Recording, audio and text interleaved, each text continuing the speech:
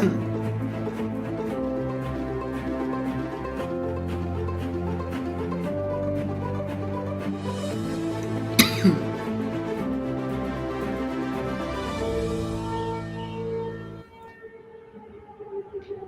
pessoal, boa noite a todos e a todas, sejam todos muito bem-vindos. Eu sou Rosana Jatobá, sou jornalista, muito interessada pelos temas da sustentabilidade e pela agenda ESG. Hoje a gente está aqui no Green Nation para falar sobre um tema que é muito importante, as melhores práticas sociais, ambientais e de governança por parte das empresas e também pelo mercado financeiro.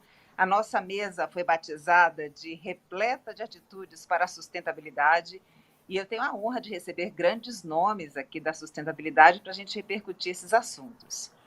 Hoje eu vou receber o Adriano Cândido Strighini, que é diretor de gestão corporativa da Sabesp. Adriano, boa noite para você, tudo bem?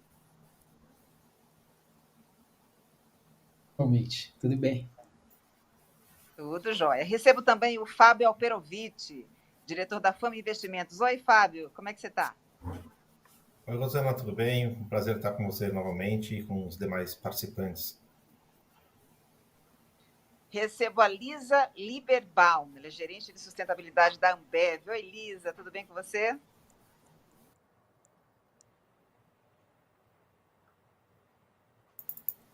A Lisa está com o microfone mutado, que não te ouvi, Lisa.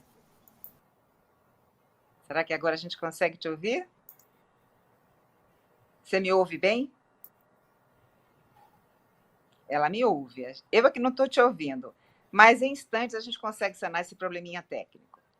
Bem, e recebo também a Maitê Schneider, que é cofundadora do projeto Transempregos. Oi, Maitê, tá boa? Maitê, você me ouve? Bem, daqui a pouco a gente consegue, então, sanar todas as questões técnicas para a gente dar prosseguimento aqui à nossa live. Gente, eu quero começar a nossa conversa colocando em prática um certo ritual que eu aprendi recentemente, quando eu fui mediar um debate no mercado financeiro, de uma instituição financeira, e que estimulava ali as pessoas participantes a fazer sua autodescrição, porque isso ajuda a ampliar o leque da nossa audiência e possibilita o melhor acesso às que têm deficiência visual. Então, eu vou começar fazendo a minha autodescrição e depois eu peço que os meus convidados façam o mesmo na sequência, tá bom? Olha, eu sou solteiropolitana, então nasci em Salvador, na Bahia. Eu tenho 50 anos, tenho 1,70 m, 60 quilos, e posso dizer que sou o retrato da miscigenação brasileira. Eu tenho ascendentes que são brancos, negros e indígenas. A minha pele tem a tez bem morena, os meus olhos são castanhos, meu cabelo tem uma leve ondulação. E o que eu posso dizer mais? Eu tenho um sorrisão, eu tenho um sorriso farto, um sorriso do qual eu gosto muito. Então, vamos lá, Adriano, sua autodescrição. Vamos lá, adorei isso. Eu tenho, acho que 1,66 por aí, 46 anos, pele clara, normalmente fica vermelha, porque qualquer sol me deixa vermelho. Tenho olhos claros, tenho a descendência, uma parte da família italiana, nasci em São Paulo, uma parte lá de Minas, minha mãe. E aí tem uma miscigenação bonita, bacana aí de índios, tem uma parte bem bonita aí da minha mãe, miscigenação bonita. E também posso dizer que adoro estar com um sorriso aí na maior parte do tempo, partilhar sorrisos. Obrigado. Muito bem. E você, hein? Como é que você se autodescreve? Eu? Desculpa, não ouvi. Comigo, Rosana? Bem, Fábio, eu chamei a Lisa, mas a Lisa acho que ainda está com desculpe. de conexão, acho que a Lisa não consegue me ouvir direito. Eu vou pedir, então, Fábio, para você fazer sua autodescrição. Bom, eu tenho 50 anos, cabelo já grisalhos, pareço até mais velho por causa do cabelo. Uso também barba e bigode, que já estão ficando cada vez mais brancos. Uso óculos, estou vestindo uma camiseta azul marinho, acho que quase preta. Estou sob um fundo branco. Tenho ascendência, enfim, toda do leste europeu. A voz e inclusive mãe nascida na Romênia, avós nascidos na Polônia e na Rússia, mas eu não herdei a estatura desse povo. Eu tenho 1,71 m, 1,72 m, cada ano que passa, um pouquinho menor. Okay. Maite, e você? Como você se autodescreve? Tudo bem? Prazer estar aqui, Rô, que delícia. Chegou a hora, estava nessa contagem regressiva. Eu estou loira, né? Porque eu também tenho 50 anos como o Fábio, mas a gente vai ficando loira, né? Então eu já fui enlourecendo. Eu acabei de fazer 50 anos agora em novembro. Eu tenho olhos claros, pele bem branca. Agora eu estou no período queimado, que eu estive em Salvador aí fazendo umas férias e comemorando meu aniversário. O cabelo é longo, liso, um pouco para baixo dos ombros. Estou com uma blusa de ombro a ombro meio florida. E atrás de mim, vocês estão dentro da minha sala, vocês veem um quadro, uma parede meio creme e umas árvores com umas luzinhas, enfim, já no clima natalino, que a gente já tá Natal, gente, socorro. E eu, ao contrário do Fábio, ainda estou em crescimento. Então, eu tenho 1,76 m, ainda estou em fase de crescimento para todos os lados e crescimento interior também. Então, ainda estou nessa fase de me autodescobrir, né? Porque eu acho que o que me define bem hoje em dia é justamente meu lado astrológico, porque eu sou uma escorpiana, com ascendente escorpião, uma lua em escorpião, então tripla escorpiana, e querendo muita mudança, querendo ser ponte nesses abismos de desigualdades sociais e econômicas. Então, essa é um pouquinho de mim, Rô. Prazer. Muito bem, prazer o meu. Lisa, sua vez.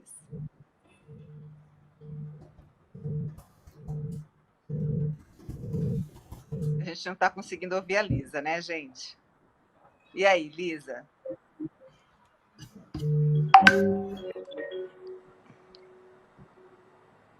Bem, eu tenho certeza que em instantes a gente vai conseguir sanar essa questão do áudio da Lisa, tá bom?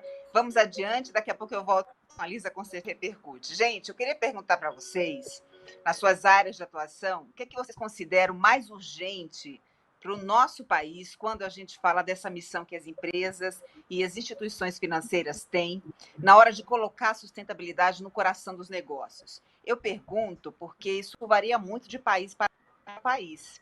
Há países em que a questão ambiental ainda não está resolvida, então é preciso primar por esse pilar da cidade. A pandemia trouxe um olhar muito mais apurado com relação às questões sociais nos países em desenvolvimento. Então, Fábio, queria começar com você. Na sua avaliação, o que é mais urgente para o nosso país quando a gente fala em colocar a agenda ESG no coração mesmo, na estratégia dos negócios? Que pergunta bacana, né? Porque a gente poderia, de bate-pronto, falar algum tópico, algum item que tivesse parecesse prioritário para nós, mas acho que a gente tem que fazer uma reflexão talvez um pouco mais profunda em relação a isso. Uma das questões que eu tenho em relação à questão ESG é que o acrônimo ESG, ele serviu muito bem para popularizar o termo, mas ele acabou servindo também para esvaziar. No sentido de a gente tem a tendência de olhar agora as questões ambientais separadas das sociais, separadas de governança, como se elas fossem separadas, mas elas não são. Não existe nenhuma questão ambiental que não tenha reflexos sociais, né? Então, as crises ambientais, elas são, de fato, crises sociais. E sem ética, a gente não resolve nenhuma delas. Então, se eu pudesse escolher uma única questão para a gente colocar como topo da prioridade, eu acho que seria a ética. Porque quando a gente fala, por exemplo, de mudança climática, a gente está basicamente falando de ética. A gente não tem o direito de roubar o futuro das próximas gerações. A gente tem que colocar a questão de racismo ambiental também, é uma questão ética. A gente fala sobre desigualdade social, também é uma questão ética. A gente fala sobre acidentes fatais no trabalho, também a gente está falando de ética. Então, eu acho que esse é o ponto crítico na minha compreensão de ESG. Muito bem, Adriano. O Fábio, então, acha que os pilares da agenda ESG são indissociáveis. Mas aqui no Brasil, na sua avaliação, qual deles tem, nesse momento, um peso maior?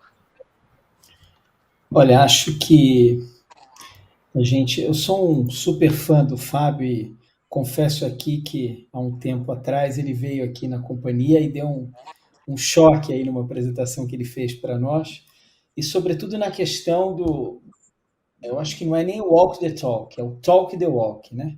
você falar o que realmente está praticando. Então, acho que este ponto que a gente viu hoje, né, você poder, de fato, fazer uma contribuição genuína nos 3 pilares aí que o Fábio colocou, né, no ambiental, no social e de governança, e acho que a gente não pode colocar de uma forma muito incisiva qual é qual, porque depende muito das indústrias, né?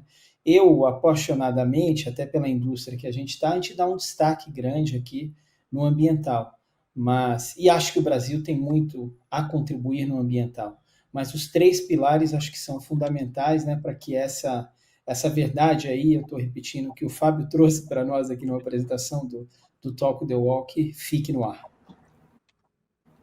Maitê, a gente viu agora na pandemia que as questões sociais ganharam, de fato, mais relevância, né, em razão de todo esse aprendizado que acelerou processos, escancarou, por exemplo, a questão da desigualdade social. Você observa no seu dia a dia que as empresas brasileiras estão, de fato, mais focadas nas boas práticas sociais para tentar, de alguma forma, ampliar o leque, né, com relação à diversidade e inclusão? Ou ainda não? Acho que só está na teoria.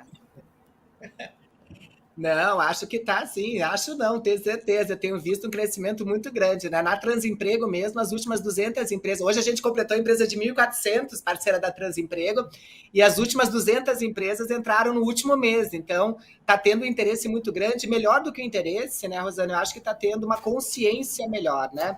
Era muito comum quando eu ia em empresas que acabavam vendo, quando a gente vai numa empresa através do LinkedIn e acabavam chamando a gente sem muito entendimento do que fazer, só porque a concorrente tinha chamado.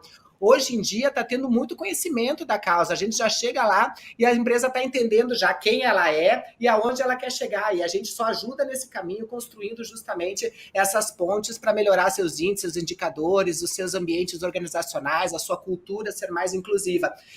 No meu tempo, lá no comecinho, né, um tempo atrás aí, que a gente já vai fazer 8 anos de Transemprego, lá no começo, era tão comum, Rosana, ver empresas chegando e falando, olha, a gente está te chamando aqui, chamando a Transemprego, ou chamando a consultoria de vocês, mas a gente não tem problema. Então era muito comum ouvir isso. E para mim um dos piores problemas é você achar que não tem problema. A gente vive numa sociedade doente, que criou uma série de regras também doentes, que ao invés de nos unir enquanto humanos, acabaram nos afastando enquanto humanidade, né? Que em vez de nos estimular competências de colaboração, de espírito colaborativo, acabaram criando competitividade, uma competitividade não sadia, criando climas organizacionais tensos, sem segurança psicológica e coisas desse tipo. Então, cada vez menos eu tenho encontrado empresas dizendo, eu não tenho problema e também não tenho nada a ver com isso. Então, as empresas estão entendendo que elas têm, sim, um papel de responsabilidade social, de atingir um impacto nessa mudança, e que uma empresa não é só a entrega de um bom produto, né, Rô, de um bom serviço, isso devia ser obrigação da condição da existência de uma empresa, mas a empresa está entendendo que ela tem um papel social nessa mudança aí, envolvendo não só ela, através de sua missão, valores e propósito, mas toda a sua rede de stakeholders, né, que envolvem desde sustentabilidade, não somente a questão de acionistas na sua rede, né, então envolve uma série de agentes dentro dessa cadeia toda. Então, eu tenho sentido que isso é muito verdadeiro, tem tido um crescimento, e empresa que não fala de sustentabilidade, de diversidade, se não nem começou a falar ainda, tem no máximo uns 10 anos para começar a fazer o Talk the Walk aí, que foi dito, porque senão em 10 anos não vai existir, porque falar de diversidade é falar de humanidade, todo negócio, independente de qual seja, ele é B2B, é de gente para gente, né, usando esse produto e serviço, e não tem como a gente falar deste lugar que a gente deseja se a gente não falar de sustentabilidade, de um lugar possível para todo mundo, né? Quero agora conversar com a Lisa. Lisa, agora você nos ouve, tenho certeza. Eu escuto, vocês estão me escutando? Aê, muito bem. Lisa, você acabou não fazendo a sua autodescrição. Vou fazer, gente, desculpa. Aqui tem uma ferramenta de inclusão, e a gente está discutindo exatamente isso, né? Diversidade e inclusão, que é um pilar super importante social da agenda ESG. Perfeito. Na verdade, eu estava escutando vocês no começo, vocês que não estavam conseguindo me escutar, mas problemas técnicos acontecem, já está resolvido, que bom. Gente, prazer, boa noite a todos e todas. Eu sou a Lisa, sou gerente de sustentabilidade aqui na Ambev. Eu sou uma mulher branca, de 1,70 de altura, tenho cabelos castanhos e olhos castanhos também, pele bem clarinha. Estou usando um vestido de linho azul claro e bege. E estou, nesse momento, na sala da minha casa. Ao fundo, vocês veem ao fundo, temos aqui uma estante com algumas decorações. Muito bem. Lisa, eu vou aproveitar o gancho da Maitê para repercutir com você.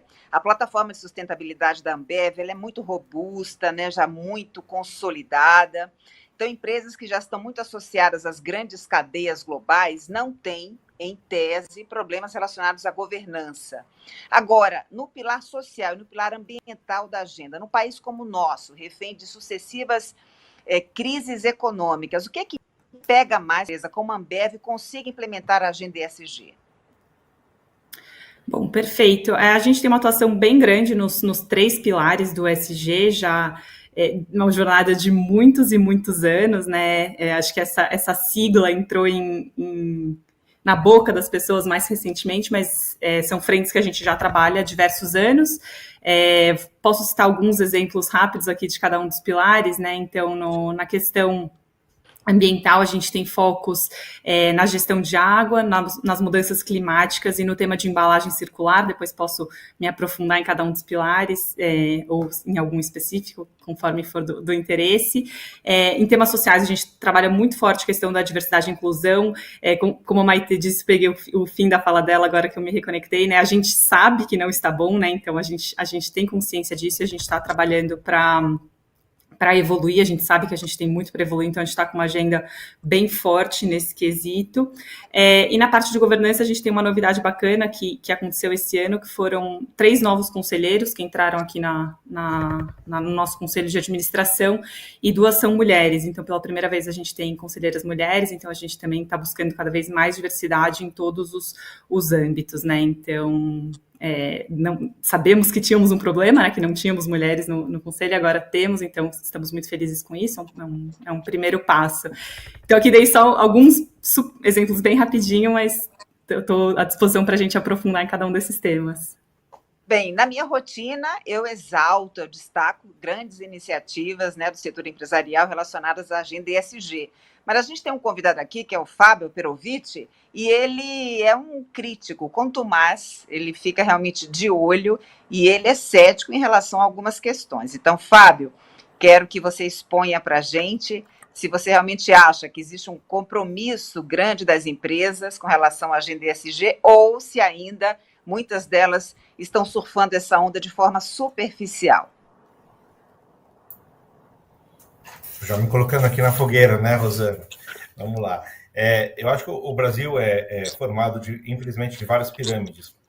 A pirâmide social é extremamente aguda, mas a pirâmide corporativa ela também é bastante aguda também. Só para a gente dar um pouco de contexto, existem 400 empresas listadas na Bolsa e 20 milhões de empresas no Brasil como um todo. Claro que eu não estou dizendo que todas as empresas grandes estão listadas na Bolsa, mas só para a gente ter uma noção da diferença do tamanho. Então, as referências que a gente tem pela mídia e etc., geralmente são a partir das grandes empresas e não do que acontece no Brasilzão como um todo. Claro que dessas 20 milhões de empresas que tem no Brasil, grande parte delas são empresas individuais, mas mesmo assim a gente precisa entender em que pé que está a sustentabilidade. Em grande medida, as empresas grandes, médias e pequenas, infelizmente, entendem erroneamente, claro, que a sustentabilidade seja um papo para a empresa grande, porque é custoso, porque, enfim, precisa de estrutura, etc. Nada disso é verdade, mas essa é a percepção. Então, cria-se um imobilismo muito grande nas empresas médias e pequenas. E, infelizmente, faz com que a gente avance pouco. Das empresas, vamos dizer, entre aspas, de elite, que são aquelas que têm mais visibilidade, etc., dessas empresas, de fato, tem algumas que estão avançando nessa questão, tem outras que já há muito tempo estão nessa jornada, mas tem algumas delas, e infelizmente tem um número bem razoável dessas companhias, que já entenderam que não dá mais para deixar de falar sobre ESG e sustentabilidade. Elas são cobradas em relação a isso. Mas nem todas têm uma história bacana para contar. Como esse assunto ainda é relativamente novo para o mercado financeiro e para o mundo corporativo no seu C-Level, por exemplo, a gente tem ainda uma capacidade crítica muito pequena. Então, muitas empresas falam e nós, como brasileiros, aplaudimos algumas iniciativas sem, de fato, que elas enderecem a sua materialidade. Então, a gente hoje, desculpa a resposta longa, mas hoje a gente está numa situação em que a gente vê todo mundo falando de ESG, mas os macroindicadores brasileiros não melhoram. As nossas emissões de gases de efeito estufa não estão melhorando, os nossos índices de diversidade e inclusão melhoram a passos extremamente lentos, a nossa desigualdade social não melhora, o nosso número de mortes em acidentes fatais de trabalho não melhoram, os nossos casos de corrupção e ética não melhoram, e assim sucessivamente. Então, se todo mundo de fato é ESG, a grande questão é quem é que está fazendo mal para o planeta. A gente tem que levar isso em consideração quando a gente aplaude demais o que está acontecendo hoje. Então, a minha visão crítica é porque muitos se apropriam do discurso, mas assumem poucos compromissos.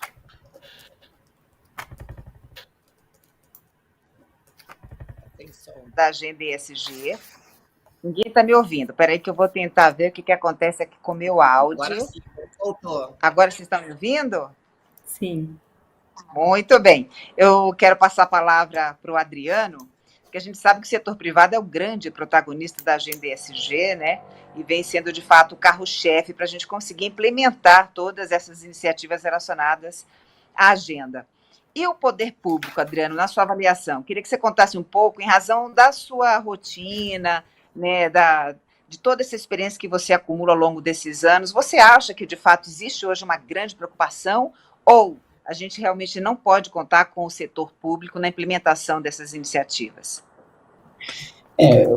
Pela Sabesp, que a gente tem uma situação muito peculiar, né? Porque é quase uma PPP. 50% das ações são públicas e as outras 50% aí no novo mercado e na Bolsa de Nova York em ADRs também. Então, acho que tem muito dessa conversa entre público e privado aqui. De um lado, a demanda dos investidores. Eu gostei muito da fala que foi feita aí da Liz e sua também, né, dizendo, olha, as empresas têm sim uma responsabilidade, né? Tem uma responsabilidade. Esses dias eu estava assistindo Marvel com meu filho de novo, lá o Homem-Aranha, e tem aquela frase famosa lá, né, com grandes poderes, grandes responsabilidades, né? A última pesquisa da Global Justice mostra que as 100 maiores entidades do mundo, mais de 65 são empresas, né? Não são países, são empresas.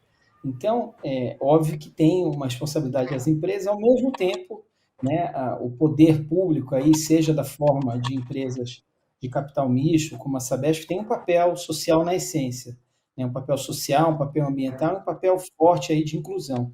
Então, acho que fica claro nesse momento, e a COP3 trouxe muito disso, né, é que as empresas estão colocando aí um acelerador nessa história, né? Colocando um acelerador e trazendo essa preocupação também para o centro dos debates, seja no Congresso, seja no Judiciário, seja no Executivo. Então, acho que é um caminhar aí que acaba sendo fomentado, o setor privado fomentando, e, ao mesmo tempo, o público, com as regulações que vão ser criadas, sejam nacionais, sejam internacionais, está aí o mercado de carbono que está para ser lançado, também vai criando uma espiral positiva desse lado. Acho que tem aí um vórtex, uma disrupção ecológica e de ESG que está pegando todo mundo, e ainda bem, trazendo todo mundo para o centro do debate. Lisa, a gente sabe que o consumidor tem um papel primordial na implementação da agenda ESG, que é por meio do consumo que ele consegue dar um voto de confiança àquelas empresas que, de fato, estão comprometidas com a agenda. E se a gente olha para frente e analisa a geração Z, essa geração que daqui a 5, 10 anos vai representar 75% do mercado, essa situação ainda fica muito mais precisa, muito mais assertiva, né? O compromisso que essa nova geração tem mesmo com a sustentabilidade. De que forma vocês trabalham no sentido de se manter conectada a essa geração que está surgindo e que é muito mais exigente nessa questão? Perfeito. Faz total sentido. A gente, inclusive, mudou recentemente os nossos princípios e valores, e um deles é a escutativa, né? Então, colocar o consumidor no centro e escutar o que ele está demandando e atender o que ele busca, né? A nossa frente que mais se conecta com os consumidores aqui, daquelas que eu mencionei para vocês antes, é a frente de embalagem circular, né? Então, que a gente... É a nossa oportunidade de falar com o consumidor, né? Porque é onde a gente consegue chegar nele primeiro, a própria embalagem já passa uma mensagem para o consumidor. E a gente também precisa de uma ação dele, né? Para trazer essa embalagem de volta, para ter toda a parte de logística reversa e a gente conseguir fechar o ciclo, incorporar conteúdo reciclado nas nossas embalagens, aumentar os nossos índices de conteúdo reciclado ou índices de embalagens retornáveis, né? Então, a gente tem esse foco muito grande na embalagem circular nessas duas frentes, embalagens retornáveis e conteúdo reciclado. E para isso a gente precisa, sim, engajar o consumidor e falar com ele. Então a gente tem feito tanto por meio da própria embalagem, passando mensagens na embalagem, quanto por meio das nossas redes sociais. A gente tem falado cada vez mais de sustentabilidade, é um dos temas principais nas nossas redes. Se você entrar no LinkedIn, no Instagram, é um dos temas que a gente mais fala. A gente busca todas essas formas de acessar o consumidor e de engajá-lo, porque a gente sabe que realmente a demanda só cresce, que bom. Sério, né, Fábio? A gente nota de fato esse movimento dessa nova geração mais comprometida com a agenda ESG, e aí você pode citar, por exemplo, o crescimento vertiginoso de investimento de impacto, que é aquele em que há uma intencionalidade para transformar o mundo. Você está otimista com relação a essa nova geração, Fábio? Para que a gente possa evoluir na jornada sustentável? Você pode me chamar de ingênuo, né? Achar que só por trocar geração a gente vai resolver os problemas, mas é exatamente o que eu penso. Infelizmente, acho que isso vai demorar um tempo, porque a geração Z ainda está em início de carreira, muitas delas ainda moram na casa dos pais, têm poder discricionário de consumo ainda baixo, etc.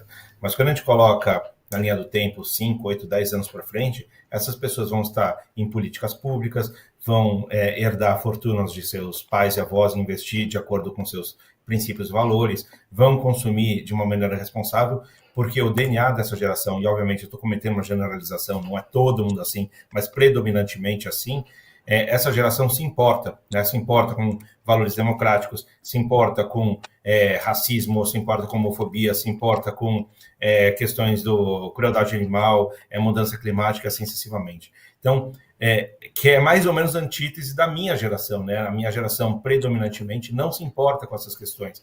Então, a minha geração, e eventualmente a geração anterior à minha, foram as grandes responsáveis por trazer o planeta e para a situação em que a gente está hoje, e eu tenho grande esperança de que a geração Z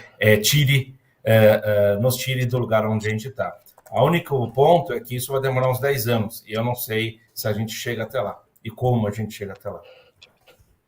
De fato, o relógio está correndo, a gente está com tempo exíguo. Eu queria agora analisar com vocês a questão da diversidade e inclusão. Só se fala disso agora, né, para a implementação da agenda ESG no Brasil, porque há um consenso de que empresas que têm um time mais heterogêneo, mais plural, são empresas que performam melhor, engajam também melhor os colaboradores, isso ajuda na reputação.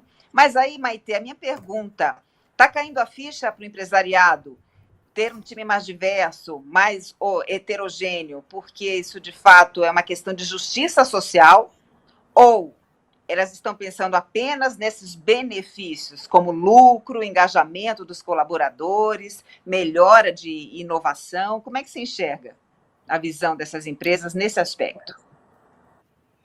Eu acho que poucas empresas têm essa abertura. Eu acho que as empresas, hoje em dia, elas estão muito preocupadas, logicamente, com esses resultados, elas seguem aí os estudos de McKinsey, de outros lugares. A gente acabou de fazer uma pesquisa que leva para esse sentido, junto com a AIT, que se chama Diversidade Aprendiz. Teve uma da Mais Diversidade também, referendando esses dados. Então, parece uma consciência, mas, ao mesmo tempo que as empresas tentam ter culturas organizacionais mais inclusivas, verdadeiramente, elas ainda estão no esquema de contratar diversidade não organicamente, né? Então, diversidade ainda está em alguns lugares dentro da empresa. Normalmente é na parte de recursos humanos, ali de recrutamento e seleção, de talent acquisition, na parte de marketing, na parte de responsabilidade social, quando a empresa tem um caminho deste, mas normalmente fica em alguns lugares desses, né? Ainda não é uma cultura que passa para toda, e que tem essa capilaridade em toda a frente das empresas. Então é um trabalho árduo, um trabalho ainda muito difícil, e ao mesmo tempo, muitas empresas que estão propagando índices de diversidade e inclusão através principalmente de empregabilidade, porque empregabilidade é uma das formas da gente ampliar diversidade e criar ambientes mais inclusivos, mas não é a única, né? Muita empresa acha que a única forma de fazer diversidade e inclusão é através da empregabilidade, mas muitas dessas empresas, quando contratam ou expandem seus horizontes com relações a esse tema, acabam engessando a diversidade, ou seja, acaba querendo colocar a diversidade, tirando a diversidade dela, né? Ou seja, engessando em dress code, em horários, em maneiras de agir, em maneiras de ser, e daí você tira essa potência toda que a diversidade podia ter, né? Trazendo muito mais criatividade e, consequentemente, muito mais inovação. Então, a gente importou um modelo, né? Porque muitas das empresas que são fortes, como disse o Fábio, também em termos de diversidade e inclusão, são essas grandes multinacionais que importaram o modelo lá de fora e acabaram colocando no exercício aqui quando chegaram no Brasil. E aí veio com uma série de erros, porque a nossa diversidade aqui, enquanto em termos culturais e de pessoas, de etnias, de raça, desses atravessamentos todos múltiplos que existem, é tremendo. E a gente acabou seguindo a mesma cartilha e em vários lugares não tem dado certo e a pessoa não entende por quê. Então a gente não consegue os objetivos, mesmo fazendo essas inclusões através da empregabilidade, porque as empresas ainda acham que tem que seguir essa cartilha de fazer grupos de afinidade, dos grupos de afinidade criar um comitê, do comitê criar ações, e às vezes essa fórmula que dizem ser mágica não funciona com todo mundo, porque não tem a ver com a identidade da empresa que está trabalhando essa temática. Então, eu acho que cada vez mais o caminho é de autoconhecimento, de saber quem é essa empresa, quem compõe aí os formadores dessa empresa, por isso que é tão importante a gente se autoconhecer, porque só quando a gente se conhece é que a gente vai conseguir estabelecer metas a curto, médio e longo prazo e saber caminhos potentes para essa nossa conversa. E aí sim, quando for, tem uma super estudiosa de inclusão e diversidade que ela fala, né, que diversidade, Rosana, é quando a gente conta as pessoas, e é o ponto mais ou menos que todas as empresas estão, né? Empresas que estão falando deste assunto, estão contando as pessoas. Quantas pessoas negras nós temos? Onde que essas pessoas negras estão? Elas estão fazendo plano de carreira dentro da empresa, etc. Mas inclusão, que é um passo a mais do que essa contagem, é quando a gente para de contar as pessoas da nossa empresa e todo mundo que está lá dentro conta. Quando ninguém é mais um, mais uma, todo mundo é ou um a uma para atingir o resultado que a gente quer em termos macro, né, Rosana? Acho que isso a gente ainda vive distante um pouquinho de chegar nessa realidade. Adriano, numa empresa como a Sabesp, é fácil implementar uma agenda, torná-la mais diversa e inclusiva, considerando, por exemplo, que há obstáculos em termos de trâmites legais, em termos de burocracia organizacional? Como é que você avalia? Olha, super obrigado aí pela pergunta. A gente está, no momento agora, justamente numa jornada aqui, né? Se por um lado facilita a entrada, uma vez que o concurso, né, o ingresso é por concurso público, então é uma forma aberta, o que contribui muito para a diversidade, né, para a inclusão das pessoas na empresa. Por outro lado, né, esse setor de saneamento específico, durante muito tempo, teve uma concentração grande no público masculino, nos postos de gerência, sobretudo. Então, a gente, de uma forma muito humilde e transparente, agora te agradeço demais por estar entrando nesse tema, a gente está começando uma jornada aqui. Tivemos aí palestras com a Márcia Rocha, tenho tido conversas com a Daniele Torres também, e o pessoal lá do Ethos, o pessoal do Great Place to Work, enfim, colegas aí que estão colaborando para a gente começar nesse processo, né, que é um processo, como destacou a Lisa, aí, de escuta, criando grupos de discussão, para depois a gente avançar nas políticas, né? Então, sendo objetivo, de um lado, o acesso, que é por concurso, acaba sendo mais tranquilo, mas eu acho que a gente precisa, sim, estar conseguindo agora avançar nesse debate de como criar maiores possibilidades de crescimento dentro da empresa. Obrigado aí pela pergunta. Muito bem. Agora, Lisa, algumas empresas, da Ambev, já tem uma estrutura muito robusta, muito avançada com relação a isso.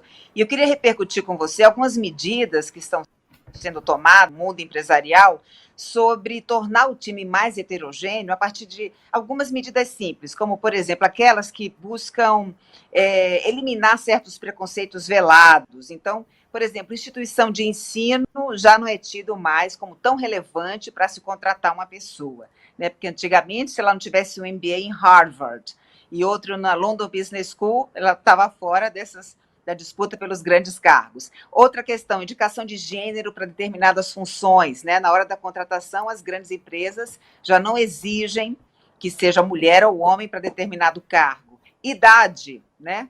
Bom para a gente, né, Maitê? Também já não é mais um requisito nessa hora da contratação. A fluência em inglês é outro aspecto que está perdendo relevância. Você concorda com esses critérios? Ou vai dar muito trabalho para a gente tentar discutir a questão do racismo reverso, por exemplo, da crítica que se faz de que estão baixando a régua para incluir pessoas, a princípio, entre aspas, não qualificadas? Isso dá pano para manga, hein? Com certeza, obrigada também pela oportunidade de contar um pouquinho o que a gente está fazendo nessa frente. A gente trabalha já na pauta de diversidade e inclusão há bastante tempo, mas, como a Maitê falou, a gente tinha grupos de afinidade, a gente tem um comitê, mas a gente percebeu no ano passado que não era suficiente. Então, a gente foi super transparente, a gente soltou um comunicado público falando, sabemos o que a gente fez até agora não foi suficiente. Esse comunicado, no caso, foi específico relacionado a questões raciais. Então, a gente, nesse momento, foi em junho de 2020, a gente criou um comitê de especialistas externos, então, com pessoas super referendadas no tema, para nos ajudarem, uma consultoria, para nos guiarem em ações. A gente criou 13 metas, então eu me identifiquei bastante com o que a Maitê comentou de precisa ter a identidade da empresa, né? Então a Ambev é uma empresa que é muito direcionada a metas, então a gente criou 13 metas com KPIs, né, indicadores para serem mensurados e prazos de atingimento relacionados a questões raciais, e essas metas, elas não são só internas, né? Então elas têm metas internas, tanto de contratação, quanto de promoção, quanto de pessoas negras em cargos de liderança, mas ela também tem metas que se relacionam com o nosso ecossistema, então, que falam sobre as nossas agências de comunicação, sobre que tipo de comunicação a gente vai fazer, sobre a contratação de fornecedores, então a gente tem meta agora de contratação de fornecedores negros, e a gente entende que isso é uma correção de um problema estrutural, e não que a gente esteja baixando a guarda, a gente sabe que tem a mesma qualidade, sim, e a gente precisa de ações afirmativas para buscar reparar esse problema gigantesco histórico que a gente tem.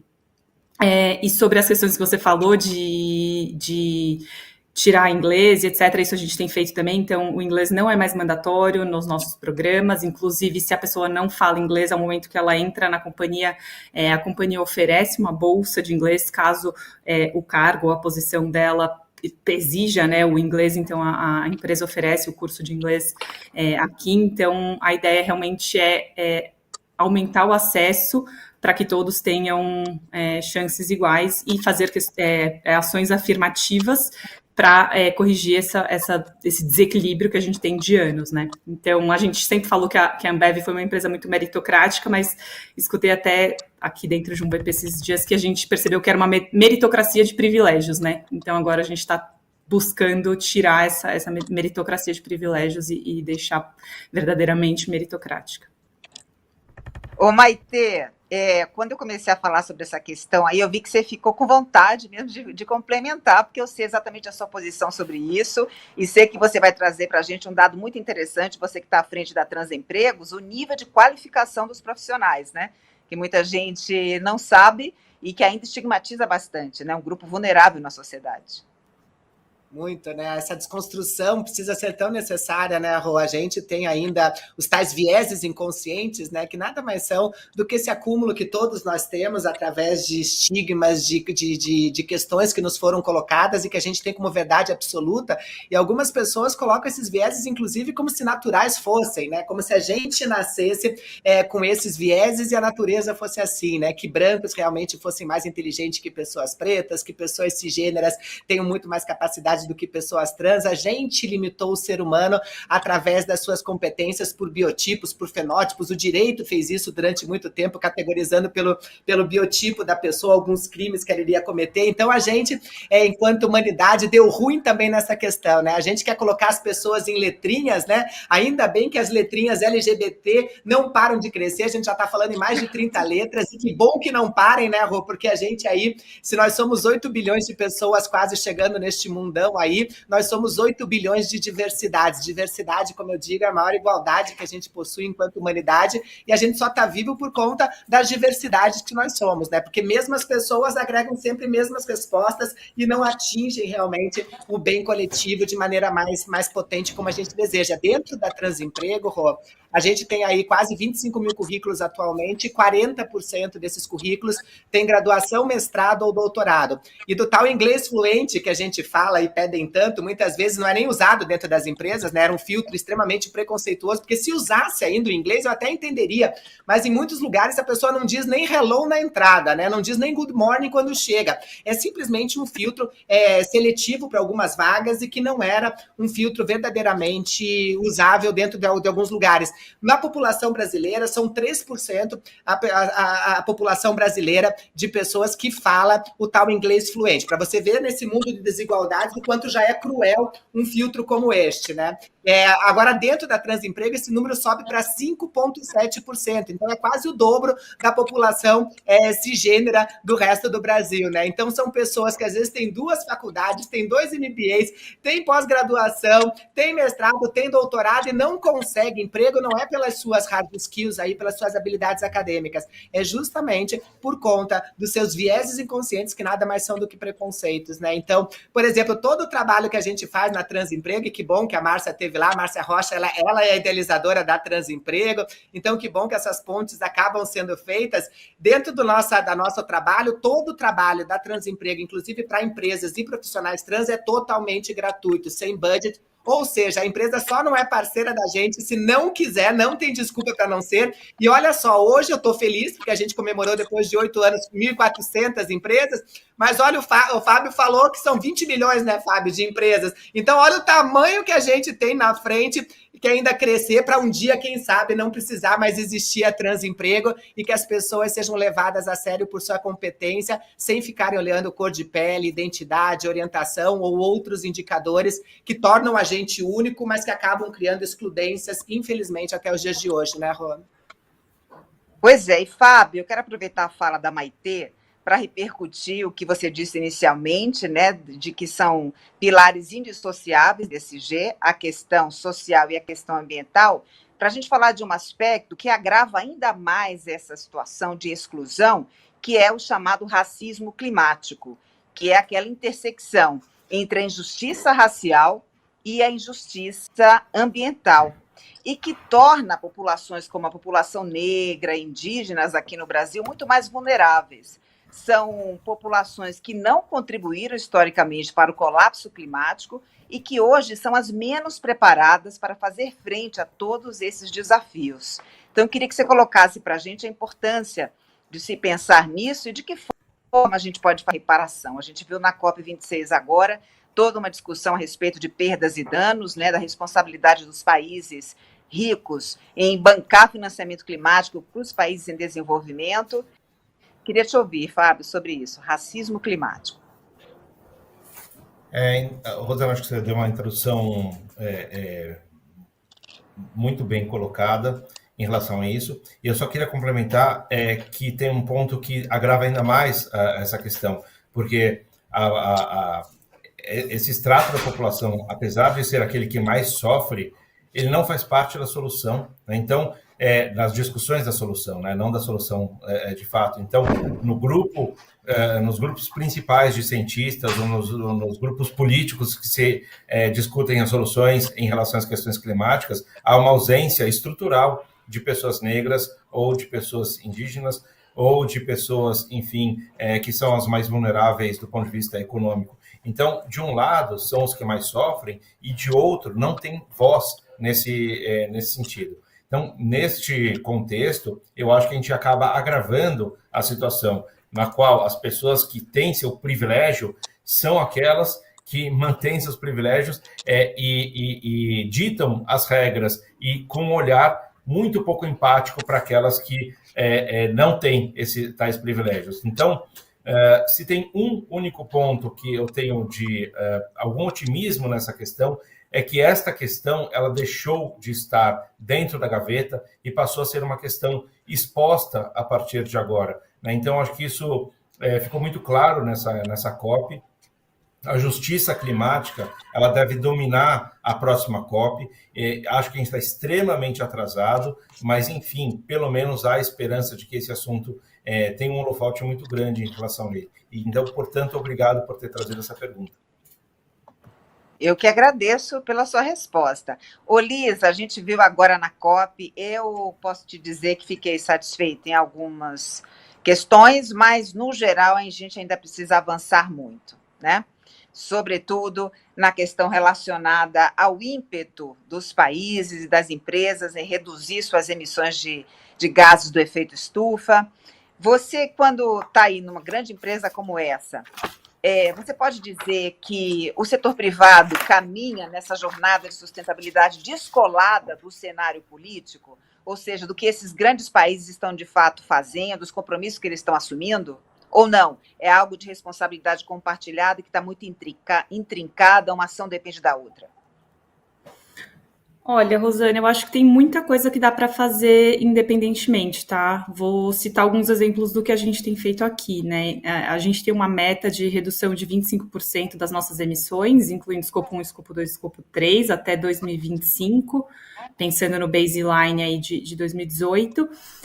Estamos estudando metas ainda mais ambiciosas, né, para um prazo um pouquinho mais longo, a gente deve ter novidades em breve, mas a gente tem muitas ações já no mercado, né? Então, o primeiro é o consumo de 100% de energia renovável, né? A gente tem como objetivo também que 100% da nossa energia seja de fonte renovável, a gente já está com um bom caminho andado, já temos praticamente 70% da energia vindo de fontes renováveis, a gente tem uma frente de painéis solares nos nossos centros de distribuição, para que todos eles tenham seus próprios painéis solares. A gente tem todo um trabalho de eletrificação da nossa frota, então, ter caminhões elétricos, a gente, em parceria com a Volkswagen, teve o primeiro teste do primeiro caminhão elétrico aqui no Brasil em 2018, e agora a gente já vai fechar o ano com 300 caminhões elétricos e temos como objetivo que metade da nossa frota seja de caminhões elétricos até 2025. Recentemente, a gente anunciou também a primeira cervejaria e a primeira maltaria carbono neutro, né? Então, a gente não busca apenas neutralizar, né? A gente fez todo um trabalho de redução, então essas duas, a cervejaria e a maltaria que a gente fez o anúncio do carbono neutro, elas tiveram uma redução de 90% das emissões, então foi todo um trabalho interno, mais de 130 milhões de reais investidos para reduzir as emissões, e aí o residual de 10% que a gente não conseguiu reduzir, a gente fez a neutralização. Mas a gente sabe que a maior parte dos nossos impactos, quando a gente pensa em escopo 1, 2 e 3, estão na nossa cadeia, né? Então, a gente tem trabalhado muito também com os nossos fornecedores, e aí eu falo tanto fornecedor de matéria-prima, fornecedor de embalagem, os produtores do agro, para que a redução ocorra em todas as etapas da cadeia, porque se a gente trabalhar só nas nossas próprias operações, a gente não é suficiente, né? A maior parte das emissões está na cadeia. Então, a gente tem um projeto também com uma startup que a gente fez um investimento, que a gente leva energia renovável para os nossos pontos de venda, né? Então, os nossos parceiros, né, bares, restaurantes, supermercados, eles podem optar por energia renovável, e aí, além disso, eles ficam com uma conta de luz mais barata. Então, assim, a gente tem trabalhado em todas as nossas frentes, e acho que o mais importante de dizer é que a gente não trabalha sozinho, né? Então, a gente sempre busca fazer a parceria com os nossos fornecedores, com os distribuidores, com os nossos clientes, porque é um ecossistema encadeado, mas tem muita coisa que dá para fazer, sim. Olha, eu conheço o trabalho da Ambev e posso atestar que, de fato, vocês têm compromisso e que é verdadeiro. Mas a gente observa no Brasil que ainda há muitas empresas apenas com discurso, né? O chamado greenwashing. Como é que faz para a gente combater isso? E, de fato, assumir o compromisso real com os pilares da agenda ESG, hein, Fábio? Quero ouvir cada um de vocês. É uma pergunta comum a todos, começando pelo Fábio.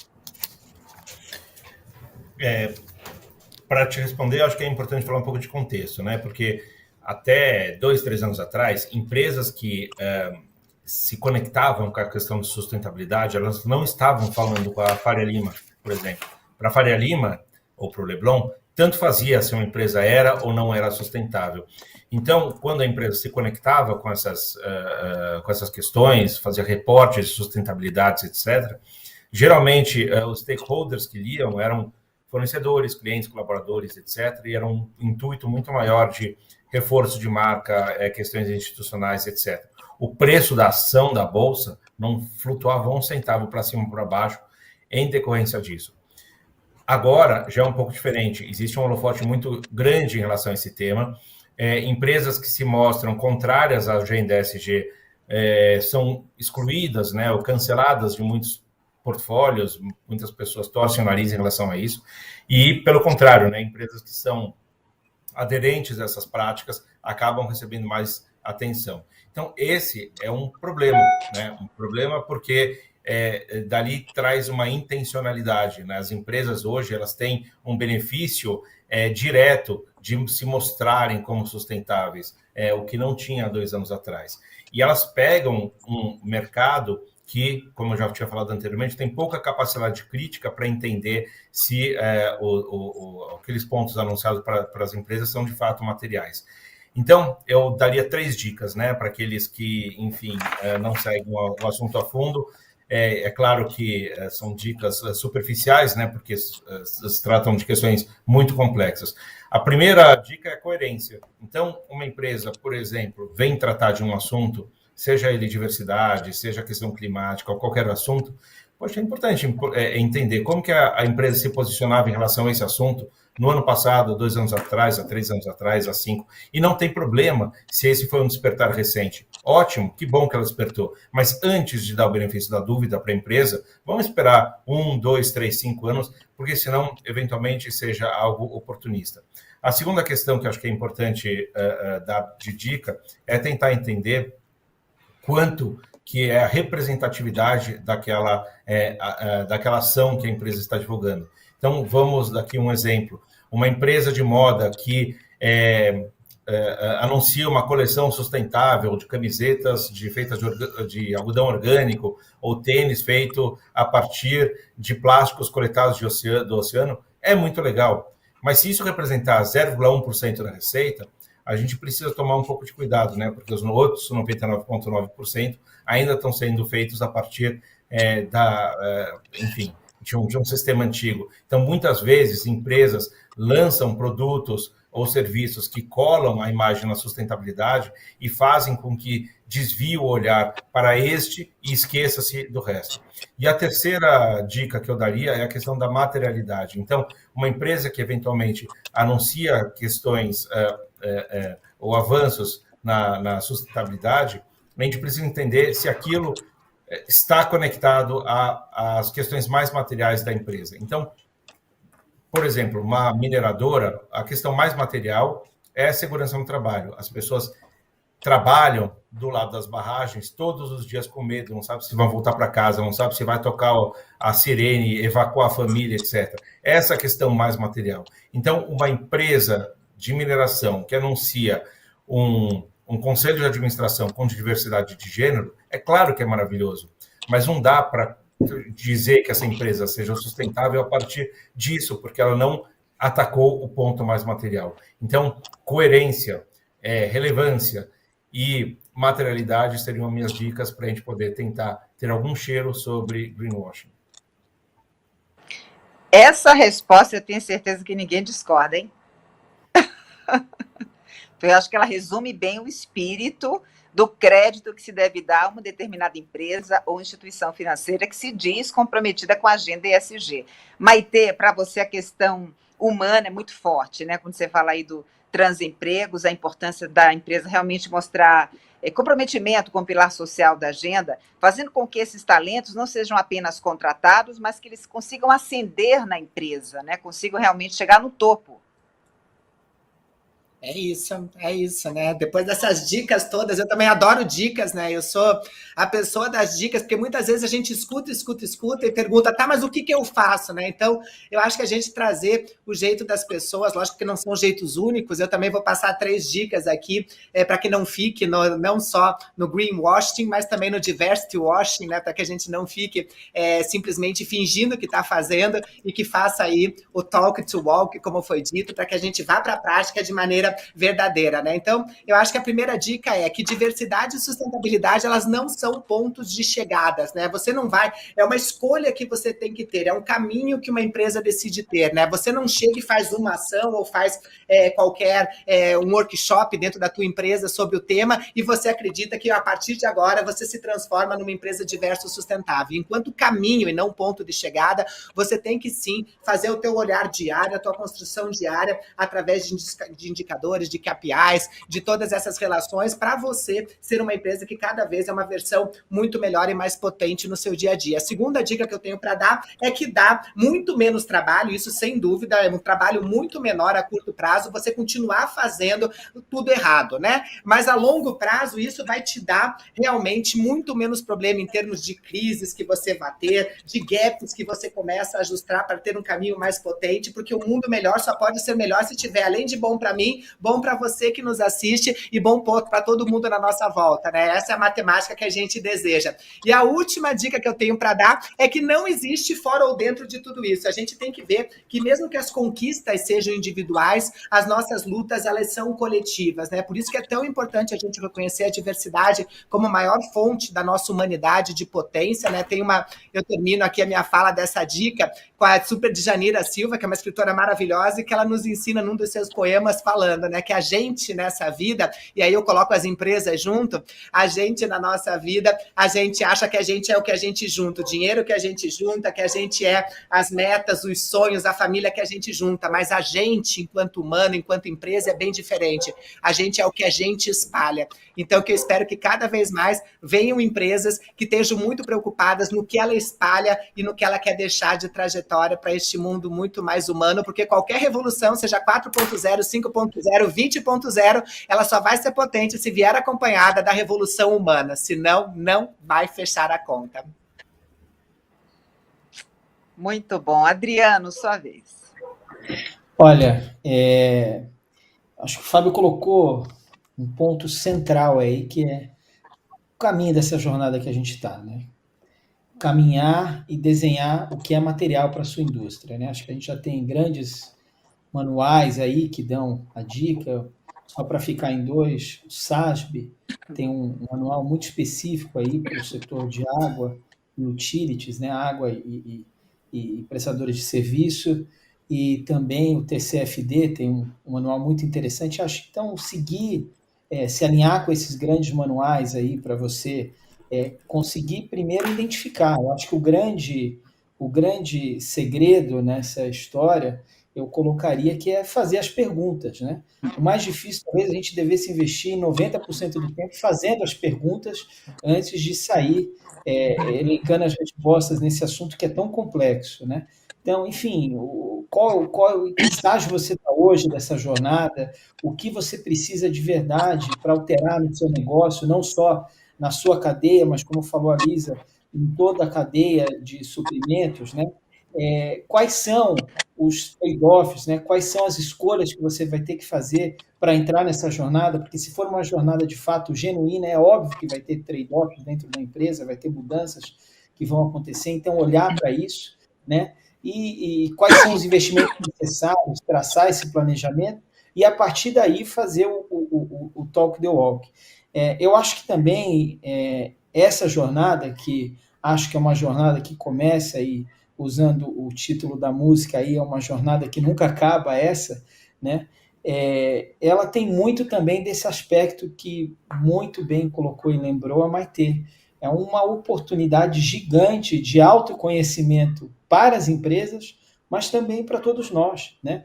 É um processo de transformação que está na empresa, mas também está nas pessoas, né? Quando você vai discutir diversidade e inclusão, a gente teve uma palestra fantástica aqui do Edu, que está nos auxiliando aqui, falando, olha, faz parte também você reconhecer aonde você tem os seus problemas, os seus preconceitos, para você poder avançar na história, né? Então, é uma jornada que ajuda a empresa evoluir, a performar, mas ajuda, sobretudo, a ser um lugar mais humano, dentro de uma ideia de capitalismo mais consciente, mais humano, e onde as pessoas se sintam mais felizes. Obrigado.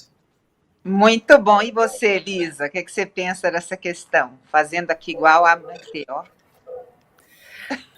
Ficou difícil, eu assino embaixo do que todo mundo falou, mas eu queria só complementar uma palavra que eu senti falta aqui, que é transparência, né? Então, muitas vezes as empresas, ou enfim, gostam de citar o que está indo bem e deixam um pouquinho de canto o que não está indo tão bem, ou o que não alcançou. Então, acho que isso é importantíssimo também para evitar o greenwashing, né? Mostrar o que deu certo, mostrar quais foram os atingimentos, mas também mostrar o que não deu certo e o que precisa melhorar. Então, acho que transparência é chave e você ter meios de divulgar isso, seja num relatório de sustentabilidade, seja cada vez mais vinculado aos relatórios financeiros, né? Como a gente tem visto cada vez mais esses relatórios estarem de maneira conjunta, mas acho que só queria adicionar esse ponto aqui, além de tudo que já foi falado. Eu quero adicionar para vocês algo que é muito importante, um exercício que eu faço diariamente, sempre me questionando qual é o meu propósito, no que eu posso fazer diferença e qual é o meu legado, o que eu quero deixar para os meus filhos, para os netos, pelas pessoas, né? Então, nesse dia a dia em que a gente pensa sobre sustentabilidade, buscando suprir nossas necessidades, mas sem eliminar e prejudicar as necessidades das gerações futuras, a gente tem que pensar nisso, né? De que maneira cada um de nós pode fazer a diferença e ser a diferença que a gente espera do mundo. Olha, eu quero agradecer muito a presença de vocês. Eu fui alertada aqui pela direção que eu não poderia, né, ultrapassar o tempo. Pensei até em desobedecer o pessoal, né? A alegria de estar aqui com vocês, mas não vou fazer isso dessa vez, tá? Então, Fábio, obrigada. Maitê, outro beijo. Lisa, Adriano, obrigada pela presença de vocês. Parabéns pelo trabalho que vocês desenvolvem. E a gente continua, né? Agradecendo também a Green Nation pela oportunidade de estar aqui, disseminando esses conceitos, é da nossa responsabilidade. Eu acho que a gente contribuiu de forma preciosa para ampliar a consciência sobre esse tema que é muito relevante, tá bom? Olha, são 7h02, a gente precisa mesmo se despedir. Tchau, pessoal, até a próxima.